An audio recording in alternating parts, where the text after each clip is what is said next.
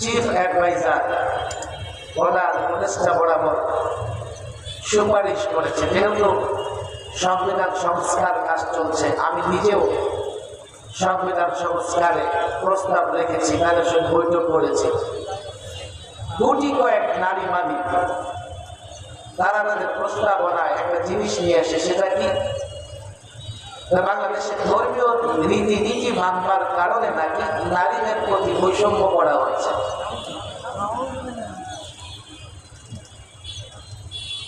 এদেশে যখন কোন নাস্তিক ধর্মের উপরে দায় চাপাবে, আপনি খুশি হবেন না যে আরো তো অনেক ধর্ম আছে। নাস্তিকরা যখন ধর্মের উপরে দায় চাপায়, তাদের উদ্দেশ্য অন্য ধর্ম নয়, তাদের উদ্দেশ্য হচ্ছে ইসলাম।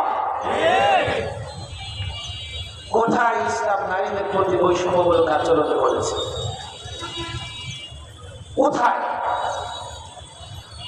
তারা তোতা পাখির মতো কিছু শব্দ মুখস্থ করেছে, আর সেই শব্দগুলো ব্যবহার করে ইসলামকে অ্যাটাক করে, আক্রমণ করে, ইসলামকে কলুষিত করতে চায়। আমরা ত্যাগ এবং কুরবানি দিয়েছি, এই জন্য আমরা এই কথা পরিষ্কার বলেছি। মাদ্রাসা কওমিয়ারও প্রায় 100 জন ছাত্র রক্ত দিয়েছে। এদেশে যত সংস্কার হবে, তোমরা তোমাদের মতো সংস্কার করো, কিন্তু ইসলাম, কোরআন, ইসলামী শিক্ষা এর বিরুদ্ধে যদি কোনো সংস্কার আনা হয়, সেটা আমরা মানতে পারবো না। অনেক প্রস্তাব আছে, আমরা রক্ত তো দিয়েছি বটে, আমি জানি না রাষ্ট্র মেরামতে, রাষ্ট্র সংস্কারে কতটা ভূমিকা রাখতে পারবো। আজকে বড় অবাক করা বিষয়, এই বক্তৃতা আমি অনেকেই আমার আগেও দিয়েছেন, ওলামাদের হাতে পায়ে ধরে আমি কিছু কথা বলে যাই। শুধুমাত্র বক্তৃতা আমার উদ্দেশ্য হলে ঢাকার আশেপাশে বক্তৃতা দেওয়ার জায়গার অভাব নাই। নওগাঁ পর্যন্ত লম্বা সফর করে আসার পেছনে অনেক উদ্দেশ্য আছে।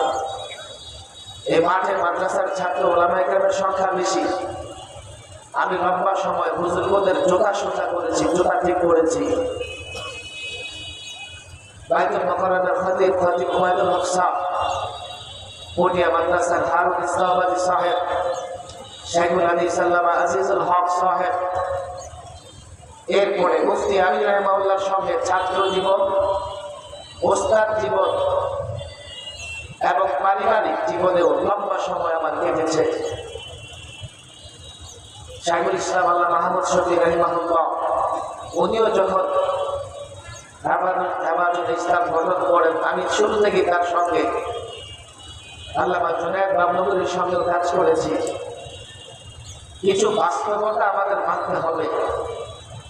16 বছর রক্ত দিয়েছি আমরা, জুলুম সহ্য করেছি আমরা, পরিবর্তন হওয়ার পরে আমরা কিন্তু রাষ্ট্র সংস্কারে ভূমিকা রাখতে পারতেছি না। 47 বলেন আর 71 বলেন, প্রত্যেকটা আন্দোলন সংগ্রামে মানুষ আমাদের কথা উদ্বুদ্ধ হয়েছে, কিন্তু সময় মতো আমরা দেশ এবং জাতির আকাঙ্ক্ষার জায়গা থেকে কাজ করতে পারি নাই। এদেশের সাধারণ মানুষ নিঃসন্দেহে ইসলাম চায়, এদেশের সাধারণ মানুষ নিঃসন্দেহে ইসলাম মানতে চায়, কোরআন চায়, সুন্নাহ চায়, কিন্তু রাষ্ট্র পরিচালনায় সাধারণ মানুষের আকাঙ্ক্ষা, সাধারণ মানুষের চাহিদার প্রতিফলন ঘটে না। যারাই ক্ষমতায় যায় তারাই প্রভু রাষ্ট্রগুলোকে, তাদের প্রভু রাষ্ট্রগুলোকে খুশি করবার জন্য ইসলামের উপর আঘাত হানে, ইসলাম মানতে তারা রাজি হয় না। এর বড় ব্যর্থতা আমাদের আমাদের আমাদের আজকে যখন ফিলিস্তিনে, গাজাতে, রাফা এবং গাজা দুটি শহরকে বন্ধুল বানিয়ে ফেলা হয়েছে, সিজফায়ার, যুদ্ধ বিরতি, পৃথিবীতে যুদ্ধ বিরতি ঘোষণা করবার পরে আক্রমণ করা, এটা কাপুরুষের কাজ, এটা গাদ্দারের কাজ, এটা বেঈমানদের কাজ। তারা যুদ্ধ বিরোধী ঘোষণা করে যুদ্ধ বিরোধীর মধ্যে গণহত্যা হত্যাযজ্ঞ চালিয়ে রাফা এবং গাজাকে ধ্বংস করে দিয়েছে। আমরা লজ্জিত যদিও আমরা সোহরাওয়ার্দী ময়দানে লাখো মানুষ জমায়েত করেছি, 15 লাখ 20 লাখ লোক জমায়েত হয়েছে, কিন্তু যখন আমরা মার্চ করে সোহরাওয়ার্দীতে ঢুকি লজ্জায় আমাদের মাথা অবনত হয়েছে। কেন আমরা লক্ষ লোক জমায়েত হয়ে মার্চ তো করতেছি, কিন্তু এই মার্চ আমাদের ভাইদের কোন কাজে লাগতেছে?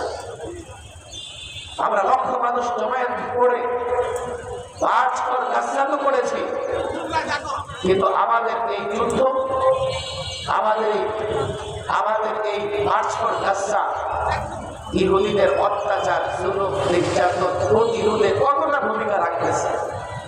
আমরা লজ্জিত হয়ে সেখানে উপস্থিত হয়েছি।